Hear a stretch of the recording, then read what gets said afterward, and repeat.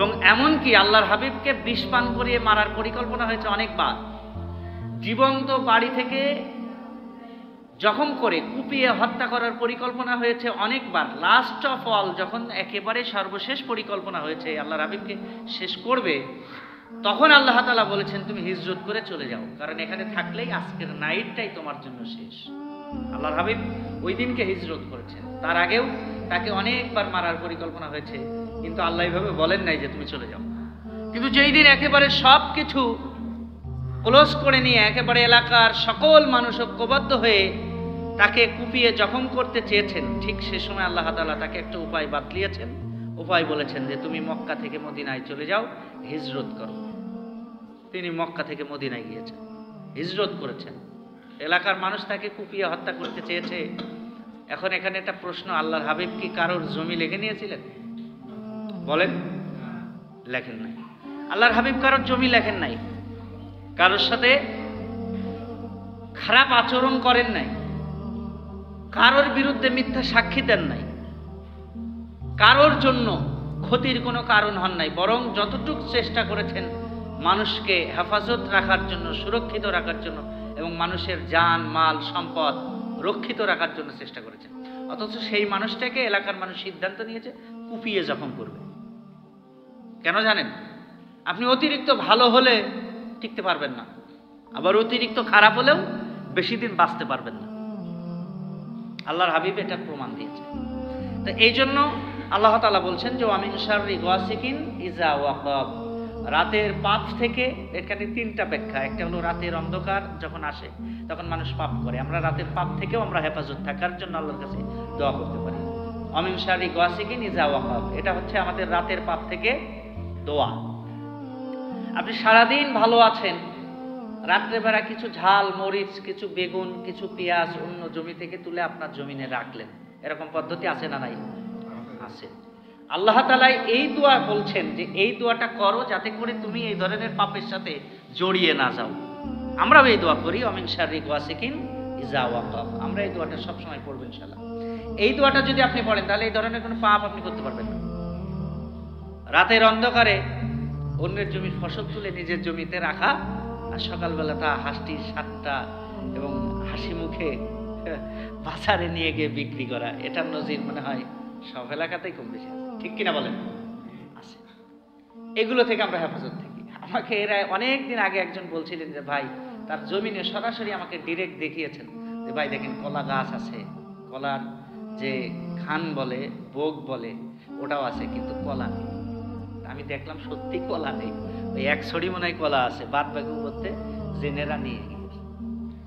Genera কলা খায়, এমন জেন নিয়েছে, সেই জেন থেকে হেফাজত থাকার ব্যাপারে আল্লাহ তাআলা বলছে। মানুষ হচ্ছে এমন এক জাতি, মানুষ যদি আপনার বিরুদ্ধে লেগে যায় তাহলে আপনি হয় শেষ হয়ে যাবেন নাই উপরে উঠে যাবেন। দুটা ঘটনা ঘটবে, হয় আপনি শেষ হয়ে যাবেন নাই উপরে উঠে যাবেন। আমরা এই দোয়াটা সবসময় পড়বেন ইনশাআল্লাহ, ওয়ামিন শাররি গাসিকিন ইজা ওয়াকাব।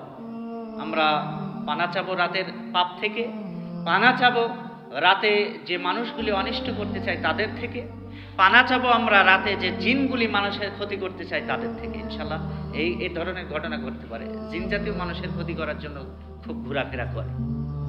আমরা আলোচনার পরিপ্রেক্ষিতে সেটা আসবো, এবং একটা প্রশ্নও আছে এই প্রাসঙ্গিক, সেই প্রশ্নটার উত্তর ইনশাআল্লাহ হয়ে যাবে। রাতে মানুষ পাপ করে। মানুষ, আমি এরকম অনেক কয়েকজন বিখ্যাত ফেমাস মানুষের নাম আমরা শুনেছি, আমি ছোটবেলায় এখনো শুনি। ওনারা চা খেয়ে বাসায় যাচ্ছেন, কেউ না কেউ তাকে শাবল দিয়ে মেরে মেরে পড়ে থাকলেন। এরকম ঘটনা আছে, অনেক মাতব্বরকে এরকম ভাবে মারা হয়েছে। আশপাশ গ্রামে এরকম নজির আছে, আমি শুনেছি। তো তিনি চা খেয়ে বাসায় যাচ্ছেন, সুস্থ মানুষ, থালা দিয়ে মেরে ব্রিজের নিচে রেখে দিল। এরকম মানুষ আছে না নাই? হতে পারে। এই জন্য আপনি সবসময় এবং আমরা সবসময় এটা পড়তে পারি, ওয়ামিন শাররি গাসিকিন ইজা ওয়াকাব। আপনি সূরা ফালাক মুখস্থই করে নিলেন, পুরা সূরা ফালাকটা মুখস্থ করলেন, সকালে পড়লেন, সন্ধ্যার সময় পড়লেন, শরীরে ফুঁক দিলেন। আল্লাহ তাআলা আপনাকে এই ধরনের অনিষ্টকারী জিন থেকে এবং অনিষ্টকারী মানুষ থেকে আল্লাহ তাআলা আমাদেরকে হেফাজত করুক। সকলে বলে আমিন। এরপর আল্লাহ তাআলা বলছেন ওয়ামিন শাররিন নাফাসাতি ফিল উকাদ, এবং অনিষ্ট হতে সেই সব নারীর রশি থেকে আমরা হেফাজত চাচ্ছি। আল্লাহ তাআলা ওই যে নারীটা আল্লাহর নবীকে জাদু করেছে, এখানে আল্লাহ তাআলা এটাও শিখিয়েছেন যে ওয়ামিন শাররিন নাফাসাতি ফিল উকাদ, ওই নারী যে নারী মানুষকে ফাঁদে ফেলতে চায় সেই নারী থেকেও আমরা হেফাজত পাই। ঠিক কিনা বলেন? এইরকম আপনি কাজী নজরুলের ক্ষেত্রে এরকম একটা ঘটনা হয়েছে, যখন উনি কাজী নজরুল ইসলাম খুব ফেমাস, ভালো কবিতা লেখে, ওই সময় দুইজন প্রতিদ্বন্দ্বী ছিল, একজন হিন্দুর মধ্যে, একজন মুসলমানদের মধ্যে। মুসলমানদের পক্ষে লিখতেন কাজী নজরুল ইসলাম, আর হিন্দুদের পক্ষে লিখতেন, ইয়াহুদীদের পক্ষে লিখতেন, খ্রিস্টানদের পক্ষে লিখতেন রবীন্দ্রনাথ ঠাকুর। সে সময় কাজী নজরুলকে কাজ করার জন্য ষড়যন্ত্র করে তাকে আরেকটা বিয়ে করিয়ে দেওয়া হলো, যাতে করে ওর কবিতা লেখার স্পৃহা, আগ্রহ, এবং তিনি যে নাতে রসুল লেখেন, তিনি যে গান লেখেন, তিনি যে প্রতিবাদী কণ্ঠে দিয়ে তার প্রতিবাদ করেন, এগুলো যেন স্টপ হয়ে যায়। আপনারা অবাক হবেন, যখন ইংরেজ বিরোধী আন্দোলন চলছিল, ইংরেজ বিরোধী আন্দোলন চলাকালে রবীন্দ্রনাথ ঠাকুর তিনি একটা কবিতা লিখেছিলেন যে আমারও পরাণে যাহা চাই তুমি তাই, তুমি তাই। ইংরেজরা বলল, আরে রবীন্দ্রনাথ, তুই তো আমাদের শুভাকাঙ্ক্ষী, তুই তো আমার ভাই, আমার লোক তুই। তো ঠিক আছে, ওরে কিছু টাকা পয়সা খরচ করে বলল যে ঠিক আছে। আউযু বিল্লাহি মিনাশ শাইতানির রাজীম, বিসমিল্লাহির রহমানির রহিম।